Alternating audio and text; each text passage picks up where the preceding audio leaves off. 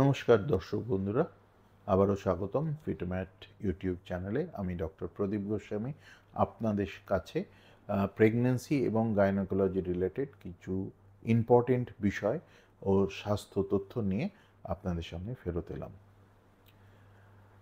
Pregnancy যখন আসে, প্রত্যেক বাবা মায়েরই চিন্তা থাকে যে আমার যে সন্তান ভূমিষ্ঠ হবে বা জন্ম হবে সে সম্পূর্ণভাবে সুস্থ হবে কিনা। সুতরাং প্রেগন্যান্সি 3 থেকে 5 মাসের মধ্যে বিভিন্ন ধরনের টেস্ট বাচ্চার ওপর করা হয়, মায়ের পেটের মধ্যে করা হয় আল্ট্রাসাউন্ড এবং ব্লাড টেস্টিংয়ের মাধ্যমে দেখার জন্য যে গর্ভস্থ ভ্রূণ জেনেটিকভাবে এবং স্ট্রাকচারালি গঠনগতভাবে পুরোপুরি সুস্থ কিনা। এরকমই একটা কন্ডিশন নিয়ে আজকে আমি আলোচনা করব, যেটাতে কিন্তু লটস অফ অ্যাংজাইটি জেনারেটেড হয়। অ্যানোমালি স্ক্যানের সময় হঠাৎ করে দেখা গেল বাচ্চার হার্টের ভেন্ট্রিকল যেটাকে আমরা নিলয় বলে থাকি, সেই হার্টের ভেন্ট্রিকলের মধ্যে একটি ছোট্ট সাদা দাগ পাওয়া গেছে। এই জিনিসটাকে বলা হয় ইকোজেনিক ফোকাই। ইকোজেনিক ফোকাই তো একটা ছোট্ট সাদা দাগ হার্টের মধ্যে। এক্ষেত্রে যে গাইনোকোলজিস্ট ডাক্তারবাবুরা অনেক সময় আমাদের মতন ফিটাল মেডিসিন স্পেশালিস্টদের কাছে রেফার করে থাকেন এটির কোনো ইমপ্লিকেশনস আছে কি না, বা এটি কোনো বাচ্চার ক্ষতি করবে কি না সেটা জানা অথবা বোঝার জন্য। আমাদের হার্ট আমাদের চেস্ট বা থোরাক্সের মধ্যে বাঁদিকে থাকে। হার্টের 4টে ভাগ আছে, 2টো এট্রিয়াম আর 2টো ভেন্ট্রিকল, 2টো অলিন্দ, 2টো নিলয়। হার্ট একটা পাম্পের মতন কাজ করে। এই পাম্পের ডান দিকের যে অংশটা, সেটা শরীরের দূষিত রক্তগুলো পায়, বা ও সমস্ত জায়গা থেকে দূষিত রক্তগুলো এখানে এসে জমা হয় এবং সেই রক্তটা লাংস বা পালমোনারি সার্কুলেশনের মধ্যে অক্সিজেনেটেড হয়ে আবার হার্টের বাম দিকে বা লেফট সাইডে ফেরত আসে। সেখান থেকে যে পরিশুদ্ধ বা অক্সিজেনেটেড ব্লাড সারা শরীরের মধ্যে ছড়িয়ে পড়ে এবং এই জিনিসটা কন্টিনিউয়াসলি চলতে থাকে। সুতরাং হার্টের ব্যাপারে বাচ্চার যদি কেউ কোনো সমস্যা পান, তাহলে কিন্তু সেটা অনেকটাই চিন্তার কারণ হয়ে যায়। কিন্তু আজকে যে বিষয়টা নিয়ে আমি কথা বলবো সেটি কিন্তু ততটা চিন্তার কারণ নয় বেশিরভাগ ক্ষেত্রেই। জিনিসটা কি না, আমাদের হার্টের মধ্যেও কিন্তু মাসল থাকে। এরকমই একটি মাসেলের নাম হচ্ছে প্যাপিলারি মাসলস। এই প্যাপিলারি মাসলসের মধ্যে যদি ক্যালসিয়ামের স্পট বা ক্যালসিফিকেশন হয়, তাহলে আল্ট্রাসাউন্ডে সেটা একটি সাদা স্পট হিসেবে দেখতে পাওয়া যায়। তো এই ধরনের জিনিস আল্ট্রাসাউন্ডের সাহায্যে অতি সহজেই পিক আপ করা যায়। এটি কিন্তু হার্টের একটি সমস্যা নয়, বা হার্টের কোনো স্ট্রাকচারাল ত্রুটি বা গঠনগত সমস্যা কিন্তু এটা নয়। এবং এই ধরনের জিনিস একে একটা সফট মার্কার হিসেবে ধরা হয়। সফট মার্কার কি না, এটি একটি এমন ছায়া যেটা কখনো কখনো জিনগত সমস্যার সঙ্গে যুক্ত থাকলেও থাকতে পারে।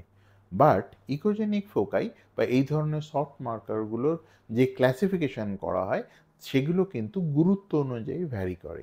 এরকম সফট মার্কার বা আবছা ছায়া যেগুলো বা সন্দেহ যেগুলো বাচ্চার কোনো মেজর ত্রুটি নয়, এই ধরনের জিনিস যদি থাকে, কখনো কখনো সেটা একটি জিনগত সমস্যা বা ডাউন সিনড্রোম ইত্যাদি সমস্যার সঙ্গে যুক্ত থাকতে পারে।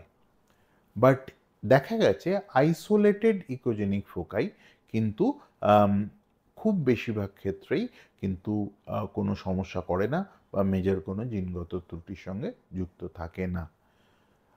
আজকালকার দিনে প্রতি প্রেগনেন্ট মহিলাদের প্রথম 3 থেকে 4 মাসের মধ্যে আমরা ডবল বা কোয়াড্রুপল মার্কার স্ক্রিনিং করাই, যেটার সাহায্যে ডাউন সিনড্রোমের প্রবাবিলিটি অ্যানালিসিস করা হয়ে থাকে।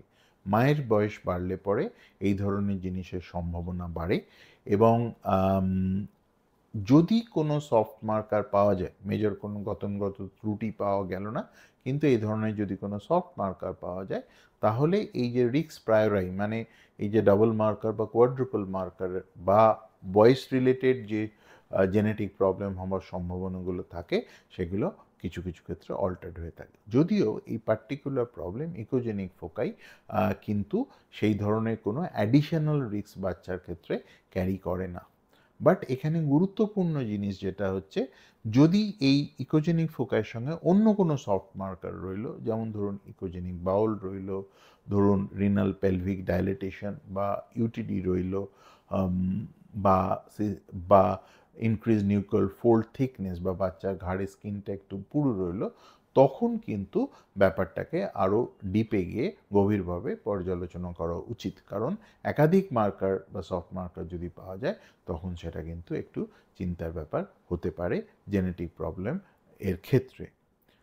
এবার ইম্পর্টেন্ট যেটা, যদি এরকম জিনিস পাওয়া যায়, ইকোজেনিক ফোকাইয়ের মতন রিলেটিভলি ইজি জিনিস পাওয়া যায় বাচ্চাদের হার্টের মধ্যে, তাহলে সেটা ফিটাল মেডিসিন স্পেশালিস্টদের কাছে পাঠানো হয় ব্যাপারটা ফার্দার অ্যানালিসিস করার জন্য। মেনলি দুটো কারণে, যে এটাই হচ্ছে কি আইসোলেটেড ত্রুটি, মানে এটা ছাড়া অন্য কোনো ত্রুটি কি আছে। যদি না থাকে তাহলে জিনিসটা নিয়ে খুব বিরাট কিছু ভাবার থাকে না, পার্টিকুলারলি যদি ডাবল মার্কার বা কোয়াড্রুপল মার্কার টেস্টিং অলরেডি করা হয়ে থাকে এবং মহিলার বয়স খুব বেশি না হয়।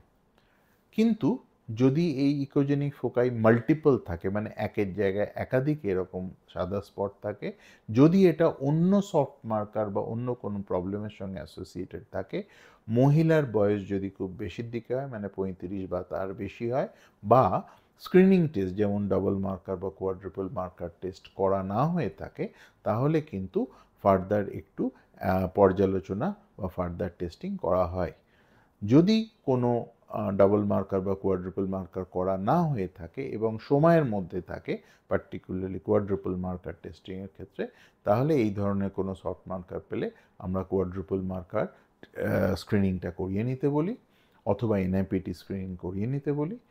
আর যদি কারুর আগে ডাবল মার্কার বা কোয়াড্রুপল মার্কার পাওয়া গেছে এবং এরকম একটি সফট মার্কার পাওয়া গেল, তাহলে তার বেসিসে আগের রিস্কটা কোনো চেঞ্জ হচ্ছে কিনা বা বাচ্চার ডাউন সিনড্রোম হওয়ার সম্ভাবনাটা বাড়ছে কিনা সেটা দেখে নেওয়া হয়, এবং যদি সেই সম্ভাবনাটা থাকে তাহলেই কিন্তু ফার্দার টেস্টিং, যেরকম অ্যামনিওসিনটেসিস করে গর্ভস্থ ভ্রূণে কোষ সংগ্রহ করে তার ক্রোমোজোমসগুলো দেখে নেওয়া হয় ফর 100% গ্যারান্টি যে বাচ্চাটা সুস্থ থাকবে কি না। তাই বলি যে খালি ইকোজেনিক ফোকায় যদি আপনারা কখনো ইন্টারঅ্যাক্ট করেন বা কখনো শোনেন বা আপনাদের গর্ভস্থ ভ্রূণের ক্ষেত্রে এরকম জিনিস পাওয়া যায়, ভয় পাওয়ার কিছু নেই, কিন্তু সঠিকভাবে অ্যানালিসিস করে দেখে নিতে হবে যে এটা আইসোলেটেড সমস্যা কিনা বা এটার সঙ্গে অন্য কিছু আছে কিনা। যদি এটা আইসোলেটেড সমস্যা হয়, তাহলে কিন্তু বিশাল ভয় পাওয়ার কিছু নেই। ধন্যবাদ।